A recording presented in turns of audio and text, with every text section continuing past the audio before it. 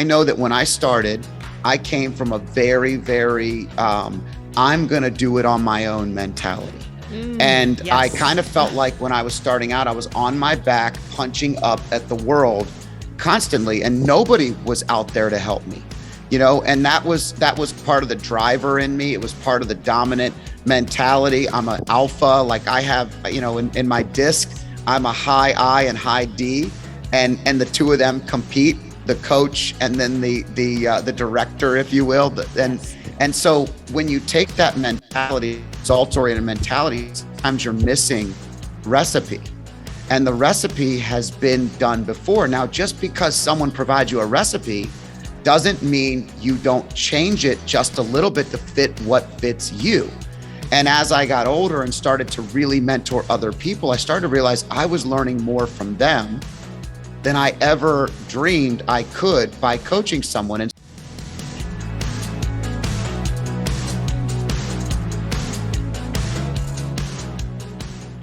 Well, welcome everyone. Today, we have someone that is quite the expert today. He is the CEO of Freedom Street Partners, which manages $3 billion with 45 financial advisors in 7 states. He's also the best-selling author of Freedom Street, and his true passion is to change the world, which I love. That's after my heart, with the mentality of being better together. So welcome today, our expert, Scott Danner. thank you, Kathy. I'm so honored to be here and excited to have a great conversation.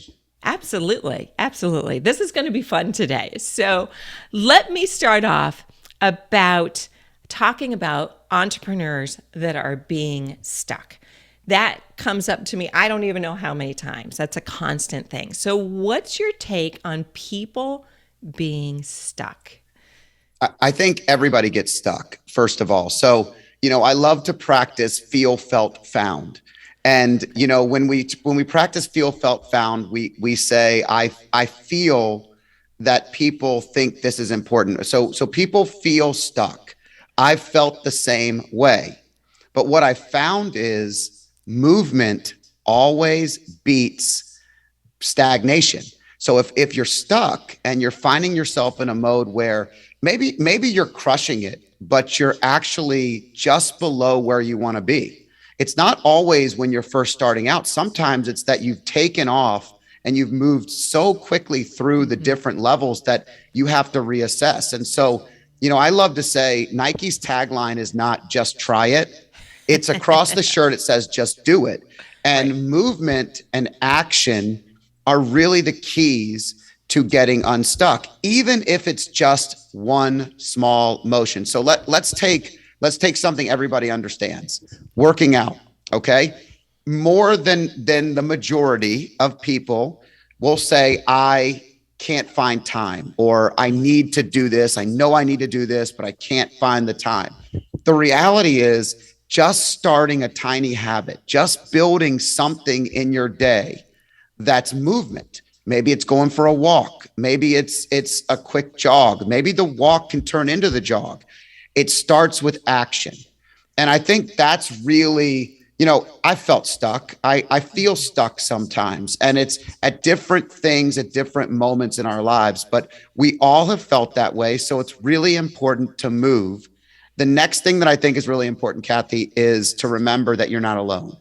So you can't have a better together mentality and not believe that somebody else has been through this. Somebody else that you should be surrounded by should be providing you with some guidance, some expertise, some wisdom. Just open our ears and listen, because that's usually the answers lie in the listening, not the overanalyzation. Absolutely. Now, you just said something that who you should be surrounded by. So let's talk about that. Because I think sometimes the audience, or not necessarily the audience that you keep with, but the people that you surround yourself with makes a big impact on how your life is going. Sure. I think you are the company you keep, period. And if you have children, you've said this a million times. And the reality is, if you are hanging around with people that are not at the level that you want to be at, Mhm. not just the level that you are, but the level that you want to be at, then there's something that you have to reassess. And so I need to define this because I think a lot of people struggle with this because they're like, I don't want to forget where I came from, and nor do I. I Mhm. don't want to lose good friends, old friends, people that have been a part of my life for a long, long time. But I have to also be leveling up as I go. And that doesn't mean that I'm leaving my best relationships. It just means that maybe I'm replacing some of the lower tiered relationships, the people that are pulling me down and maybe don't want to be where I want to be, with somebody who's ahead of where I'm at. And I can learn so much. So I think mentorship is crucial, finding someone that's done what you want to do and learn from them. I think that networking groups are crucial. I'm a member of Genius Network with Joe Polish, and I know Strategic Coach with Dan Sullivan is another great group. There's phenomenal entrepreneur groups where people pay top dollar to be a part of it, and they're not paying to be a part of the room. They're paying so other people that aren't paying aren't in the room, which elevates the entire conversation. So it's just a matter of investing in yourself and understanding someone else has been there and then surrounding yourself with those people.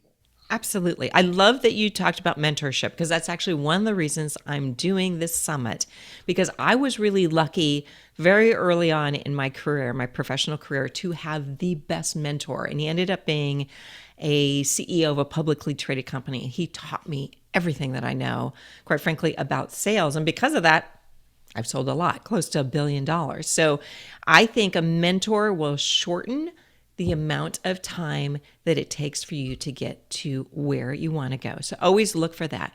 And then the another analogy that I use is for anybody that plays sports out there. Like if you play tennis, for example, with somebody that's worse than you, are you going to get better? Chances are probably not. But if you play with somebody that's better than you, what's going to happen? You're going to get better. Every So, day. yes, Yeah. We have to absolutely. be challenged and we have to get uncomfortable. And you can't get challenged and uncomfortable if you're only playing tennis, or for me, it's soccer, and my children, it's soccer. Mhm. If you're only playing against people that are at your level, Mhm. you're not being challenged enough. And so mentorship is crucial because they're allowing you to think in a different way. And I love when you said shortening the gap, because what I can tell you is, okay, so maybe you haven't been this person in your career yet. I know that when I started, I came from a very, very, I'm going to do it on my own mentality. And I kind Yes. of felt like when I was starting out, I was on my back, punching up at the world constantly, and nobody was out there to help me. And that was part of the driver in me. It was part of the dominant mentality. I'm an alpha. Like I have, in my disc, I'm a high I and high D, and the two of them compete. The coach and then the director, if you will, Yes. and so when you take that mentality, results oriented mentality, sometimes you're missing recipe, and the recipe has been done before. Now, just because someone provides you a recipe doesn't mean you don't change it just a little bit to fit what fits you. And Mhm. as I got older and started to really mentor other people, I started to realize I was learning more from them than I ever dreamed I could by coaching someone. And so it was a mutually agreeable benefit. Your coach and mentor, who eventually was the CEO of a publicly traded company, was learning as much, if not more, from you every day and reminding themselves of the foundation that got them where they are. And it's hard to remember that, but you have to remember that you belong there. And so as I learned to shorten the gap, I learned that the people that surround me, my partners in business today, are two people that I coached and mentored that were way smarter than me. They shortened the gap. They Mhm. listened to my mistakes and then used them. And the analogy, the last thing I'll say is, I love Italian food. My grandmother was Sicilian, and she has a recipe, and her recipe for her sauce is amazing. Nobody makes it like my grandmother. My mouth is watering just thinking about my grandmother's spaghetti sauce, and she's been gone for a long time now, but but the recipe is passed down to multi generations, and everybody has a small tweak to that recipe. The base is still there, but the extra stuff, the extra work ethic, maybe the extra personality, the style, whatever it is that you have, that's what you do with mentorship to take it to the next level. Oh my gosh, absolutely. And I have to say, with all the interviews that I have been doing with all the experts, there is not one that I have not learned something. And I've been in the business for a long time. And I feel like in many cases, especially when I'm studying before the interview, I have to level myself up just to do the interview. Like, for example, with you, I was like, okay, I need to level myself up to talk to Scott. So thank you for bringing that up about mentorship. But that's one of my most favorite things in the whole wide world. I actually think for me, that was my key to success was mentorship. So, and having the best mentors. So I want to switch gears because you have this amazing formula that I want to talk about. It has to do with pain and performance. So let's talk about that. Yeah. So I think this is interesting because ultimately, pain plus performance equals results. Results equal success. Therefore, pain equals success. And here's what ends up happening.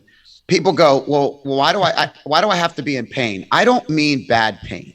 So, I talk about this a lot. I don't mean the kind of pain that gets you into a place that is dark or hurts or negative. So business pain that's bad. I'll give you an example. If you're so focused on your goals that all that you're doing is pushing towards one thing, that everything else around you is suffering, that's negative pain. Positive pain is stretching a little bit every day, is learning from the recipe, building off of that recipe, failing forward, growing, building something bigger than yourself requires uncomfortability. Therefore, pain is necessary for the result, and pain will equal success. And so I think everybody knows it's sort of like working out. I'll use this analogy because it always helps. Every time you lift weights, your muscles tear just a little bit and they rebuild stronger. It's just like a relationship. Your best relationships, I don't care if you've been married 3 days, 3 years, or 30 years, your first couple of arguments or disagreements were challenging. Each one, maybe the recovery gets a little bit quicker. And I've been married almost 20 years, and I can tell you that is so true, is that if I looked at every uncomfortability and every uncomfortable part of a relationship, and I didn't invest in learning more about myself, more about that other person, empathizing with the situation, you just start to shorten the curve. Therefore, the pain cycle gets a little bit less and you get a little more comfortable with the uncomfortable. So really, so the more, yes, so that the more that you are in that uncomfortable state because you're pushing yourself, it'll get better. Yeah. Yeah. I think, Kathy, I set little goals every day. I mean, I was walking on the beach yesterday. I had an appointment at 4 o'clock. It was 3:15. And I was like, I really want to walk to the pier. And then as I got closer to my place, I was like, I'm not going to, I'm not going to make it. I'm not going to have enough time. And I was like, nope, I said I was going to walk to the pier. I'm going to walk to the pier. So it looked at my watch. I had enough time. I walked all the way up and I'm almost at the pier and I'm like, oh, I'm getting close.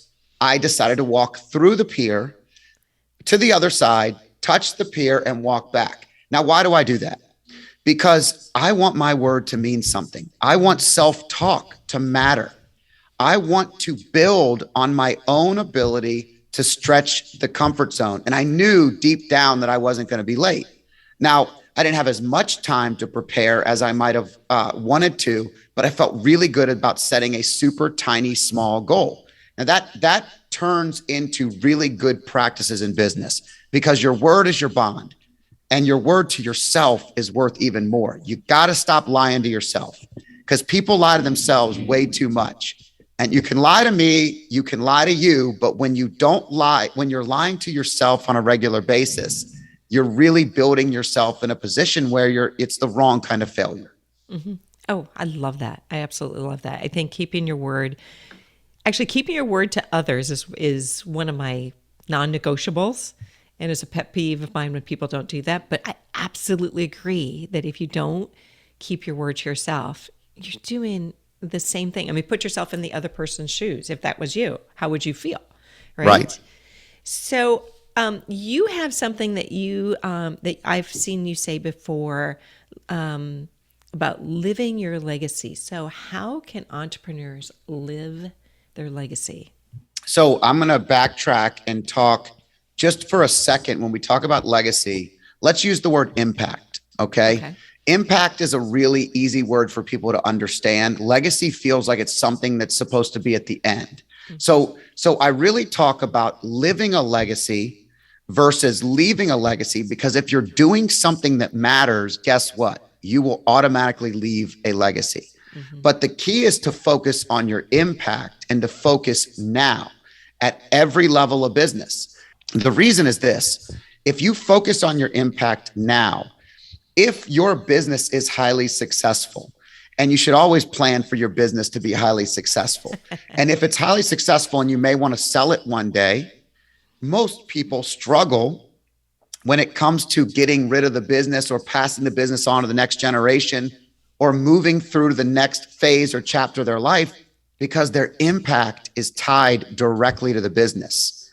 The impact needs to be tied directly to you. And one of the things that I teach a lot is called the habit of daily impact. The habit of daily impact is really kind of a self-assessment every day. What did you do today that provided an impact? Who were you kind to? Who did you help? Who made you feel good because you gave something of yourself? If you're giving of yourself to somebody else or your unique ability to somebody else. I did a presentation to some high school kids a couple of weeks ago. And, you can't stand in front of a room full of high school kids and tell everyone, ask me anything, look me up on social media, text me a question. I'm here to help. And then at the end, a young lady comes up and says, I have a problem now. Will you help me with this? And I had very little time between my next appointment, but I had 15 minutes. And I said, if you'll give me 15 minutes, if you can do it in 15 minutes, we're going to solve your problem, or at least give you something more to think about. And we did it in that point. That moment was very small to me. It was 15 minutes of my day, but I felt great the rest of the day. She came to a couple of realizations in her challenge, which was, a family challenge, a college type of challenge. Like, where do I want to be? How do I choose this? My family's telling me to do this. It was very in depth, but it didn't take long to at least help her think differently. And I say that because that's the habit of daily impact. It's giving something to someone when you have more to give. Anything that you do that's special, that's unique, it's leveraging your stage to really make a difference in someone else's life. And guess what? That's called living a legacy versus leaving one, because the leaving will automatically happen. When you die and you're no longer here, you lived the best version of yourself. You reached your human potential, and you did so by helping others, not by helping yourself. I love that. I've actually never heard it that way, the habit of daily impact. I think I'm actually going to put that in my morning ritual that I do, because it's literally, you're paying it forward.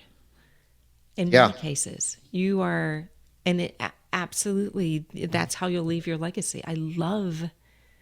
Absolutely love that. Well, Kathy, it also does something else. So think of your crappiest day. Okay.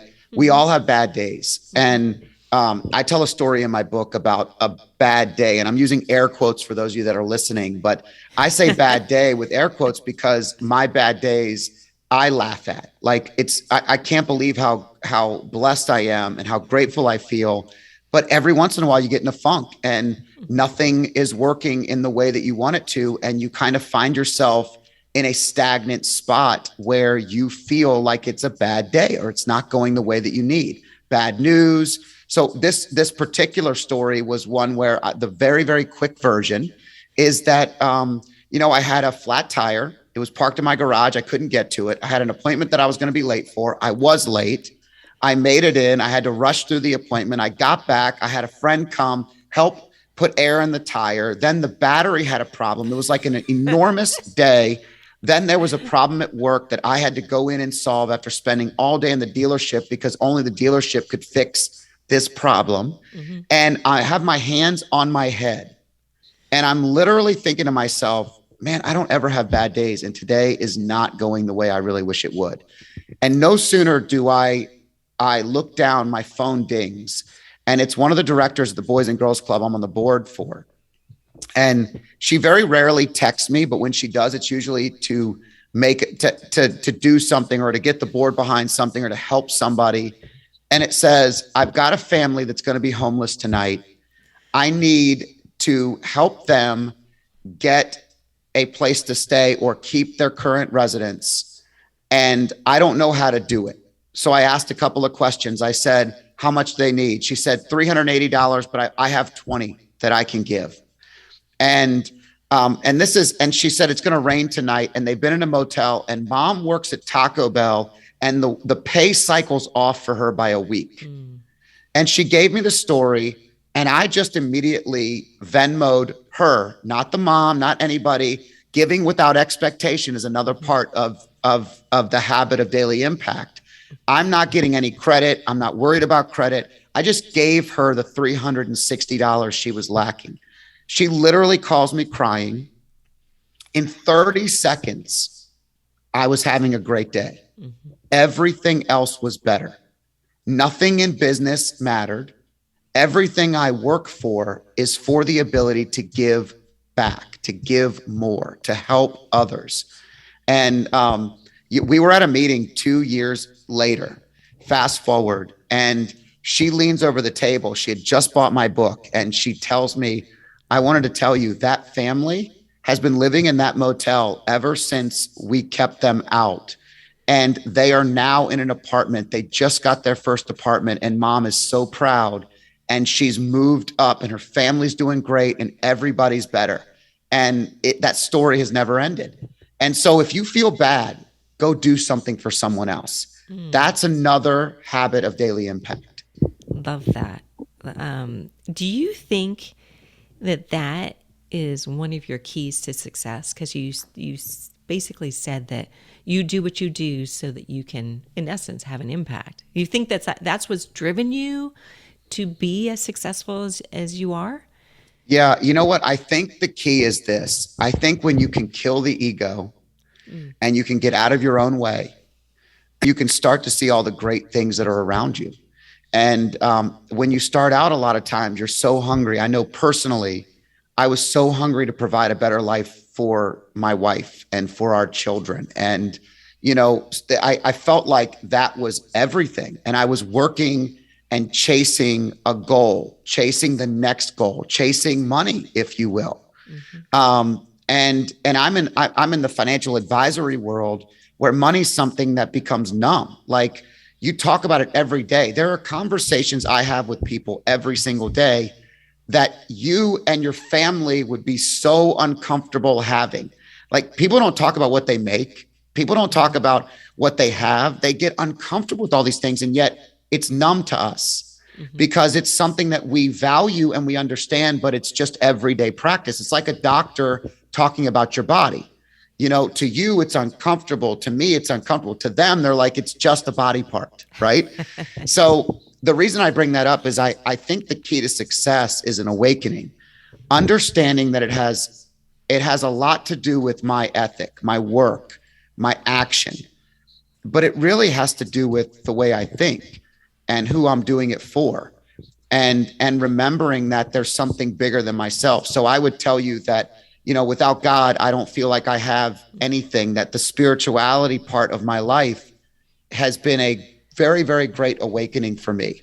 That without serving my family and remembering that, and then not being so hungry and remembering that we're here to serve, every time I lean into a servant leadership mentality, I win. And so Zig Ziglar said this, Kathy, and I promised you, I didn't tell you what I would say, but this is one of my favorite things.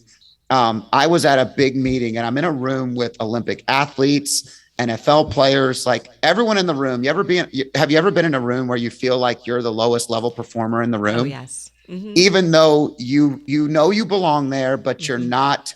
But like it's like a buddy of mine who is a professional athlete, a baseball player of many years, and then my Navy SEAL buddy. Like they both look at each other like complete opposites. Like one's like, "Oh my gosh, what you do is so amazing," and the other's like, "Oh my gosh, Right. what you do is so amazing." So I'm in a room where I think everyone's amazing. And one of the doctors was talking about personality. It was a personality discussion, and it was kind of an after meeting that was off the cuff, 9:30 at night. And this person was telling a story about them having a one-on-one with Zig Ziglar, and they were talking about, oh, I'm just chasing money all the time. And I feel like I'm always trying to make payroll. And as soon as I make payroll, it's not enough. And I'm chasing the next thing. And I just can't get ahead. No matter how good I feel I'm doing in business, I'm chasing money all the time. And Zig Ziglar, for young people in business, if you've never listened, go listen. Hmm. For people that have been in business a long time, they know Zig. Zig said, anytime you're chasing money, you will never catch it. There are three things you must do if you want to have success. And number one is you have to help people. Number one is you have to help people. If your business doesn't help people in some way, serve people, serve some level of a system, a process, helping someone, you have a dead business. Okay. Number two, this one people nowadays have a really big struggle with because profit is important to a business. If you don't have a business helping people that also turns a profit, you will not be successful. Businesses, I love when college kids get out and they want to change the world. I say it all the time, but you have to do what you're great at to make a difference in the world. And turning a profit at that and understanding your value to the world is okay. You can't just go out and change the world all the time without using and tapping into your unique ability, but your business turning a profit is highly successful. The third thing was serving God or something bigger than yourself if that's not your thing. The reality is this: when you serve something bigger than yourself, you get out of the way. And you realize by helping people and turning a profit and serving God, you you will always be successful. And the reality is money will be chasing you. And that story finished up with everybody sharing how that was true in their lives. And it was amazing. And so I feel like that's been the driving force. It's not just one thing. It's understanding that I'm always learning, I'm always growing. I'm always in a place where we're going to grow and learn together. And every conversation is a chance for me to learn something. And if I'm helping people and turning a profit and serving God, I feel like I'm only going to find more success in the future. Wow, that's a great reminder of Zig Ziglar. I mean, he's amazing. He's the master, definitely the Correct. master. Like I said, Scott, I could talk to you all day. I hope to have you back for maybe a future summit or Sure. another podcast or something like that. Really, I think you have helped a lot of people out there and will continue to help a lot of people. So thank you so much for sharing your gifts. I've had so much fun just talking with you. Thank you, Kathy. It's my honor and I'm grateful. I hope everybody has a wonderful time learning. And thanks for doing what you do. It's bringing the world what they need, which is more mentorship, more opportunity to learn. And I'm just grateful for the opportunity. Thank you. Of course. Thank you again.